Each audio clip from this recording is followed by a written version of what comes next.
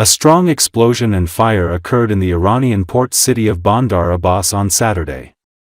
Iranian media quoted Mehrdad Hasanzadeh, a provincial disaster management representative, as saying that there were injuries in the attack, without providing further details. He said emergency crews were working to access the site while others were evacuating the area. The explosion reportedly originated from containers at Rajai port. Videos circulating on social media showed thick black smoke rising into the sky. Rajai port primarily manages container shipments and also houses oil tanks and petrochemical facilities.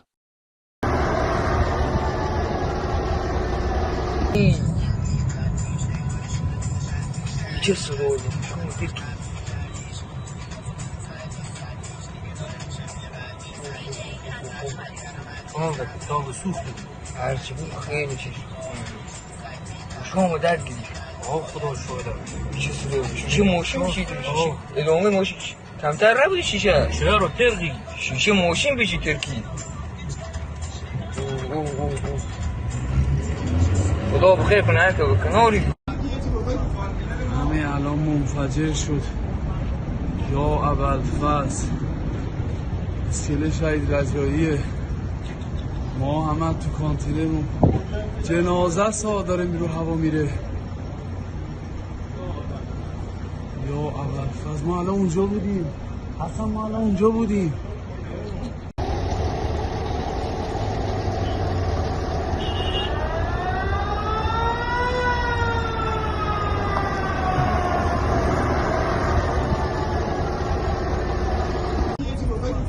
همه الان منفجر شد یا ابوالفضل اسکله شهید رجاییه ما همه تو کانتینمون جنازه سا داره میرو هوا میره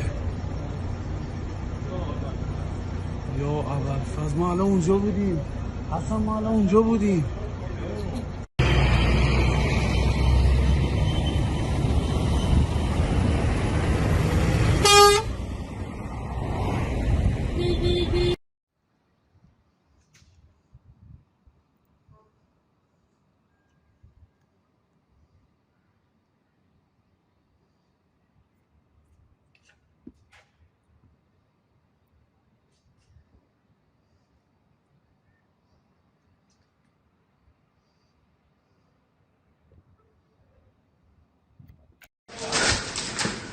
وضعیت استانر بعد از خونه بعد از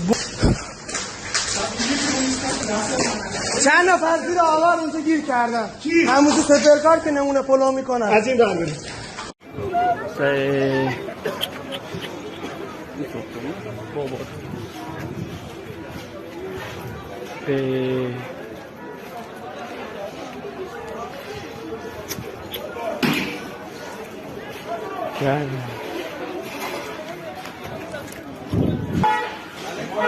سیستما اتصالی های برق داره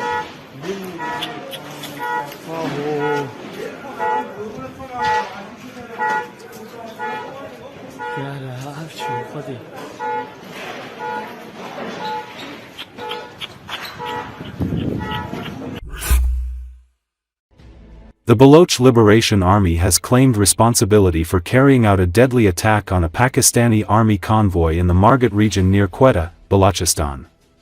According to a statement issued by the group's spokesperson, Jian Baloch, the attack was carried out using a remote-controlled improvised explosive device, killing 10 military personnel. Baloch Liberation Army freedom fighters targeted a convoy of the occupying Pakistani army in a remote-controlled improvised explosive device attack in Margat, a suburb of Quetta. In this operation, an enemy vehicle was completely destroyed and all 10 personnel on board were eliminated, news agency IANS quoted Baloch Liberation Army spokesperson, Jian Baloch, as saying in the press release. The Baloch Liberation Army stated that the attack is part of its ongoing armed resistance against what it describes as the occupying enemy army, and warned that such operations will continue with increasing intensity. The group also released a video showing thick black smoke billowing from a military vehicle, reportedly belonging to the Army's bomb disposal unit. The incident comes a month after the Baloch Liberation Army hijacked the Jafar Express in Bolan, Pakistan. About 339 passengers were taken hostage in the deadly train hijacking, and total of 25 people lost their lives in the incident. The train was heading from Quetta to the northern city of Peshawar when the Baloch Liberation Army blew up the track, forcing 9 coaches and the engine of the Jafar Express train to stop partially inside a tunnel.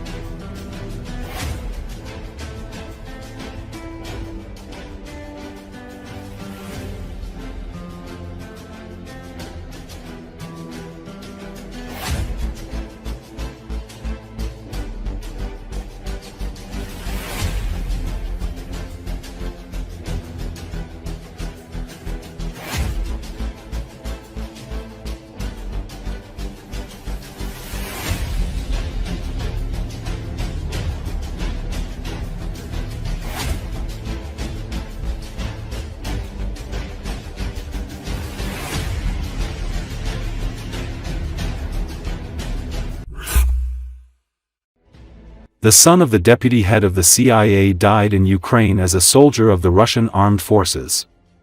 He believed Putin's speeches and signed a contract with the Russian Defense Ministry, according to investigation by Important Stories. A thin young man with long hair gathered in a careless bun. On his finger is a tattoo of a peace sign, a symbol of peace and the anti-war movement. This is 21-year-old Michael Gloss, the son of the current deputy director of the CIA for Digital Innovation Julian Galina Gloss and Iraq veteran Larry Gloss, who now creates secure software for the US Army and NATO countries. But he was not at all like his parents. Michael attended the greenest college in the US, protested against the ban on abortions and defended the climate. In 2023, he decided to become a hippie wanderer, dropped out of school and went on a trip around the world. He posted photos with the hashtag #EndUkraine on social networks, joined the anti-war hippie movement Rainbow Family, went to an eco-activist camp and cleared the rubble after earthquakes in Turkey. As an acquaintance of Gloss recalls, over time, Michael began to call himself Hamza, became a supporter of Palestine, began watching conspiracy videos and started talking about the ideas of a multipolar world and war against the hegemony of the West. In Istanbul, Gloss got a Russian visa and went on another trip, from the south of Russia to Moscow. On the way, he acquired a USSR flag, created a VK account, subscribed to groups about Lenin, Stalin and communism and posted videos with Putin. But the American's visa was expiring, and then he found himself at a recruitment point for contract service on Yablokova Street in Moscow, and then at war in Ukraine. Important Stories talked to friends from different periods of Michael Gloss's life and his fellow airborne servicemen and reconstructed the picture of the last years of his life.